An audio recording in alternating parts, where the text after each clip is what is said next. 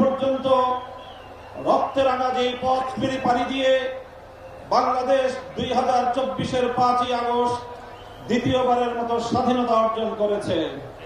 সেই স্বাধীন বাংলার মাটিতে দাঁড়িয়ে আমরা শপথে বাণী উচ্চারণ করতে চাই, রক্ত দিয়ে স্বাধীনতা এনেছি, প্রয়োজনে রক্ত দিয়ে সেই স্বাধীনতা আমরা রক্ষা করব ইনশাআল্লাহ।